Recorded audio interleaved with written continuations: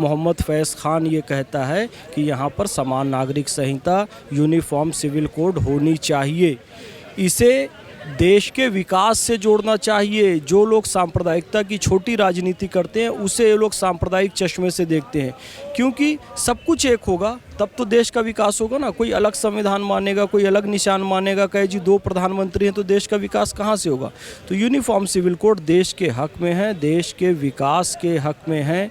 Uniform civil code आया, स्वागत। Instant triple तलाक अकॉर्डिंग टू कुरान नहीं थी, उसे हटाया गया। ये मुस्लिम समाज सुधारकों को करना चाहिए था। इंस्टेंट ट्रिपल तलाक हटाना चाहिए था। कुरान शरीफ में है कि 1-1 महीने के बाद आप तलाक बोले, एक साथ तलाक बोलने का प्रावधान इस्लाम में नहीं है। तो थैंक्स टू मोदी जी कि उन्होंने ट्रिपल तलाक को अकॉर्डिंग टू कुरान किया, इंस्टेंट ट्रिपल तलाक को समाप्त किया। ये मुस्लिम समाज सुधारकों को करना चाहिए था। इसी तरीके से 370-35 से हटाया गया। आतंकवाद का एक बहुत बड़ा कारण था वो, उसे हटाया गया, इसका भी स्वागत है।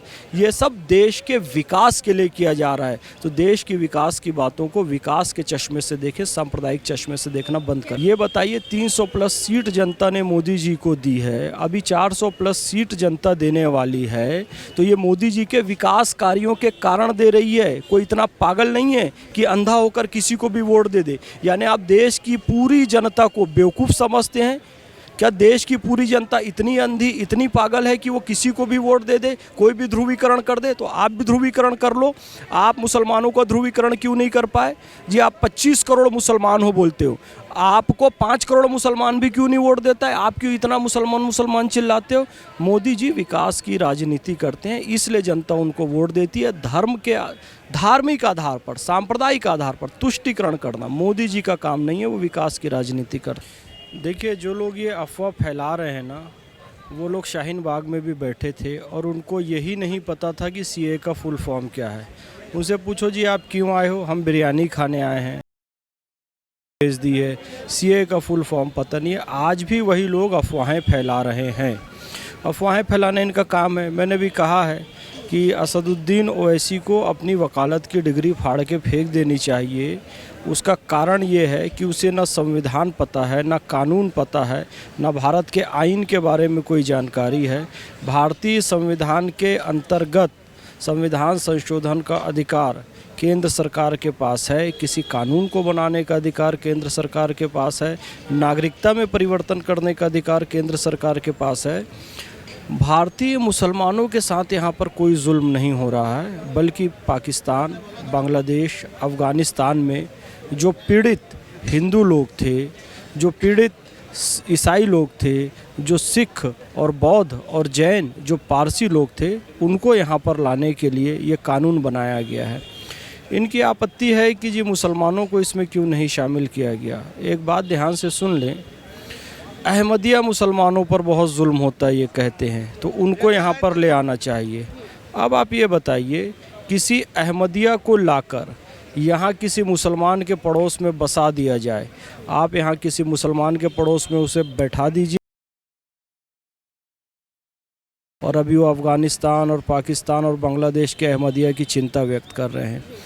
ये इस्लामिक रिपब्लिक ऑफ पाकिस्तान है। पूरा नाम पाकिस्तान का क्या है, ध्यान से सुन लें। Islamic Republic of Pakistan, Islamic Republic of Bangladesh, Islamic Republic of Afghanistan. वहाँ पर जो अल्पसंख्यक समुदाय है, सिखों का तो ख़ात्मा ही कर दिया आपने। अफ़गानिस्तान में गुरुद्वारे में आपने बम धमाका कर दिया, तो क्या उनको यहाँ पर लाकर नहीं बसाया जाना चाहिए? हिंदू बहन बेटियों को अगवा करके उनके साथ बलात्कार किया जा रहा है पाकिस्तान में, क्या उनको यहाँ पर सुरक्षित नहीं किया जाना चाहिए? मैं आपको बताऊं कि वहाँ पर दलित हिंदुओं को ही ख़ास तौर से जो टॉप की नौकरी है वो स्वीपर और चपरासी की दी जाती है। उससे बड़े अधिकारी बनने का उनको अधिकार नहीं है। और कोई हिंदू ऊपर के रैंक पर पहुँच भी जाए, जैसे दानिश कनेरिया क्रिकेटर हैं, शोएब अख्तर ने बताया कि पाकिस्तानी के बाकी क्रिकेटर शोएब अख्तर के साथ बैठकर खाना खाना भी पसंद नहीं करते थे। तो पाकिस्तान के लिए क्रिकेट खेल रहा है दानिश कनेरिया। शोएब अख्तर ने बताया कि पाकिस्तान के बाकी मुस्लिम क्रिकेटर दानिश कनेरिया के साथ बैठकर खाना खाना भी पसंद नहीं करते थे, क्योंकि वो एक हिंदू है।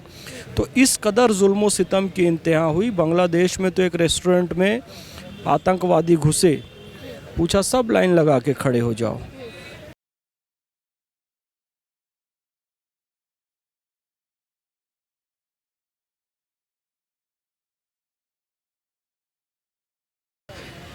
इम्तिहान ये है कि लज्जा में तस्लीमा नसरीन ये लिखती है कि जब बांग्लादेश में एक हिंदू बेटी के साथ बलात्कार हो रहा था, छोटी सी बच्ची के साथ बलात्कार हो रहा था,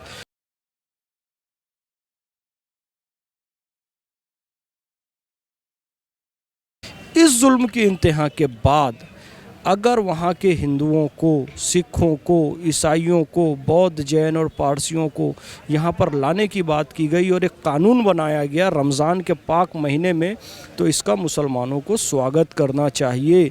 असदुद्दीन ओवैसी, अकबरुद्दीन ओवैसी को स्वागत करना चाहिए, क्योंकि इस्लाम जुल्म के ख़िलाफ़ खड़े होना सिखाता है। यदि आप सीएए का विरोध करते हैं, यानी कि आप जालिम के साथ खड़े हैं, आप मज़लूम के साथ खड़े हुई है जिस पर जुल्म हो रहा है, तो ये जो कानून नरेंद्र मोदी जी ने और उनकी सरकार ने बनाया है, हम स्वागत करते हैं। मुस्लिम राष्ट्रीय मंच की जानिब से सीएए का पूर्ण समर्थन है, और जो लोग विरोध करते हैं उनसे केवल इसका फुल फॉर्म पूछिए, वो नहीं बता पाएंगे, मेरा यकीन है। सर ये बताइए, एक तरफ देश में चुनावी माहौल है, लोकसभा चुनावों को लेकर जल्द ही ऐलान होने वाला है, और उससे पहले ही केंद्र सरकार के द्वारा लाए गए सीए को लेकर लगातार सियासत जो है वो हो रही है। एक तरफ असदुद्दीन ओवैसी का कहना है कि मुसलमानों के साथ जाती है, तो वहीं दूसरी तरफ सुप्रीम कोर्ट में लगा दी गई है याचिका। दिल्ली के मुख्यमंत्री का कहना है कि पाकिस्तान को बसाया जा रहा है देश में।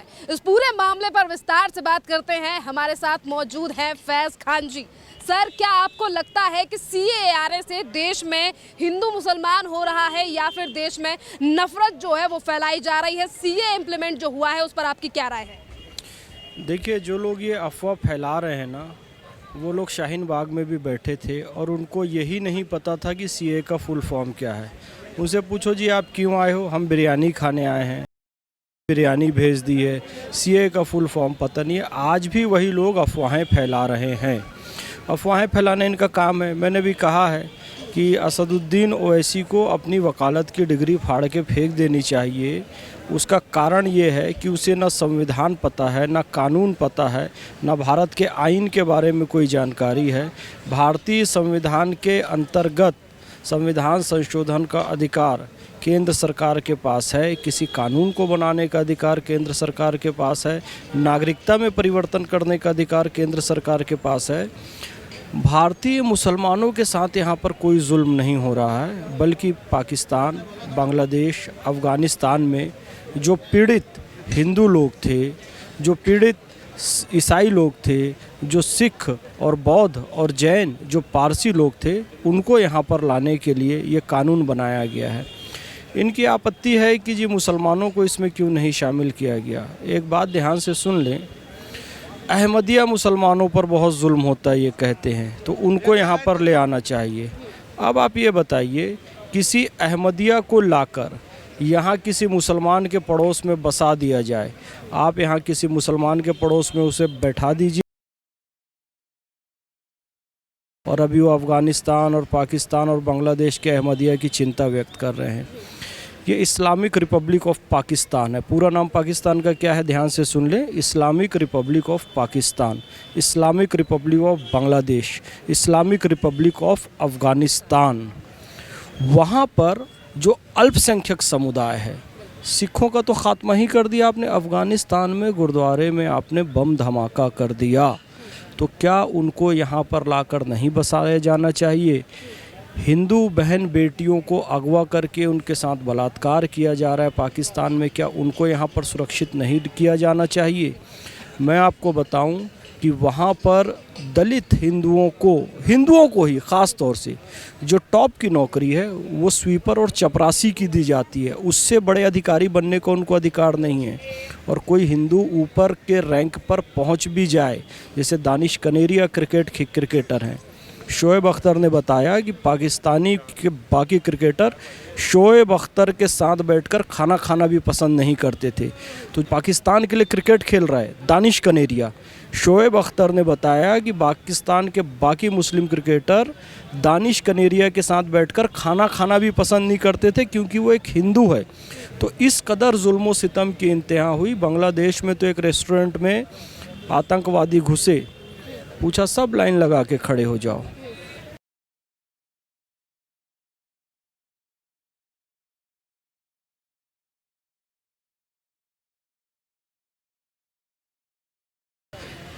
इम्तिहान ये है कि लज्जा में तस्लीमा नसरीन ये लिखती है कि जब बांग्लादेश में एक हिंदू बेटी के साथ बलात्कार हो रहा था, छोटी सी बच्ची के साथ बलात्कार हो रहा था,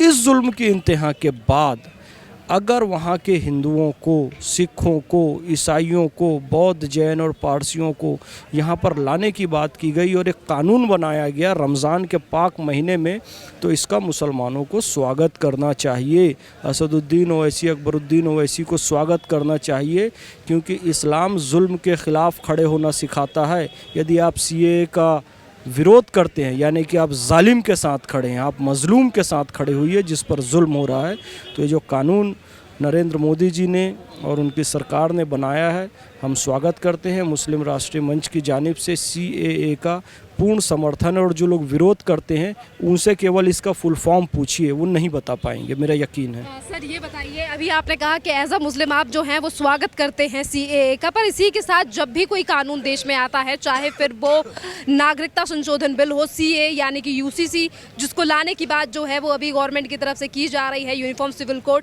या फिर इससे पहले 2019 में आया ट्रिपल तलाक, जब भी इस तरीके के कानून देश में लाए जाते हैं उसे कहीं ना कहीं विकास से हटाकर हिंदू मुसलमान से जोड़ दिया जाता है कि इस देश में सिर्फ मुसलमानों के ऊपर जाति की जा रही है और इसीलिए इस तरीके के कानून लाए जा रहे हैं। और आखिरकार देश में इस तरीके के हाल हैं तो फिर पाकिस्तान, बांग्लादेश या अफगानिस्तान से लोगों को क्यों बुलाया जा रहा है? देखिए, मैं तो ये कह रहा हूँ कि एक देश है, एक विधान होना चाहिए, एक संविधान होना चाहिए, एक निशान होना चाहिए, एक प्रधान होना चाहिए। तो मोहम्मद फैज़ खान ये कहता है कि यहाँ पर समान नागरिक संहिता, यूनिफॉर्म सिविल कोड होनी चाहिए। इसे देश के विकास से जोड़ना चाहिए। जो लोग सांप्रदायिकता की छोटी राजनीति करते हैं उसे ये लोग सांप्रदायिक चश्मे से देखते हैं, क्योंकि सब कुछ एक होगा तब तो देश का विकास होगा ना। कोई अलग संविधान मानेगा, कोई अलग निशान मानेगा, कहे जी 2 प्रधानमंत्री हैं, तो देश का विकास कहाँ से होगा? तो यूनिफॉर्म सिविल कोड देश के हक में है, देश के विकास के हक में है। यूनिफॉर्म सिविल कोड आया, स्वागत। इंस्टेंट ट्रिपल तलाक अकॉर्डिंग टू कुरान नहीं थी, उसे हटाया गया। ये मुस्लिम समाज सुधारकों को करना चाहिए था, इंस्टेंट ट्रिपल तलाक हटाना चाहिए था। कुरान शरीफ में है कि 1-1 महीने के बाद आप तलाक बोले, एक साथ तलाक बोलने का प्रावधान इस्लाम में नहीं है। तो थैंक्स टू मोदी जी कि उन्होंने ट्रिपल तलाक को अकॉर्डिंग टू कुरान किया, इंस्टेंट ट्रिपल तलाक को समाप्त किया। ये मुस्लिम समाज सुधारकों को करना चाहिए था। इसी तरीके से 370-35 से हटाया गया। आतंकवाद का एक बहुत बड़ा कारण था वो, उसे हटाया गया, इसका भी स्वागत है।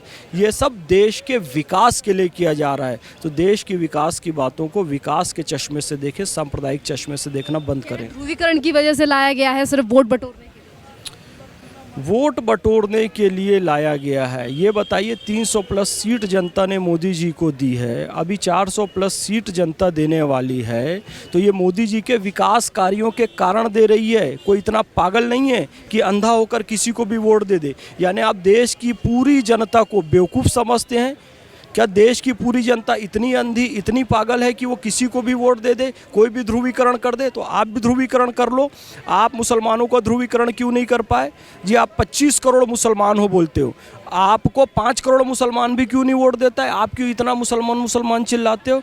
मोदी जी विकास की राजनीति करते हैं, इसलिए जनता उनको वोट देती है। धर्म के, धार्मिक आधार पर, सांप्रदायिक आधार पर तुष्टिकरण करना मोदी जी का काम नहीं है, वो विकास की राजनीति करते हैं। सर, बार बार ये भी कहा जाता है कि कहीं ना कहीं सीए से जो है वो कोई फ़ायदा नहीं है। लोकसभा चुनाव आ रहे हैं तो कहीं ना कहीं स्टंट खेला गया है, वरना सीए तो 2019 में भी लाया गया था, उस समय पर इम्प्लीमेंट करने से रोक दिया गया था। और आज दिल्ली से लेकर असम हो या फिर केरल हो, पश्चिम बंगाल हो, इन राज्यों में सीए को लेकर ज़्यादा विरोध हो रहा है। देखिए, मोदी जी एक संवेदनशील व्यक्ति भी हैं और एक कुशल राजनीतिज्ञ भी हैं। उन्हें पता है कि कौन सा कानून कब लाना है। 2019 में उसे लाया गया, हवा देखी, 2024 में उसे आंदोलन इतने ज़्यादा हो रहे हैं इस कानून को ना लाने को लेकर, बार बार पे कहा जा रहा है कि इसे भी वापस लिया जाए। हर शुभ काम में कुछ ना कुछ विरोधी लोग आते हैं, तो विरोध करने वाले विरोध करते रहेंगे। शुभ कानून है, मेरी शुभकामनाएं हैं, स्वागत है इस कानून। बहुत धन्यवाद सर।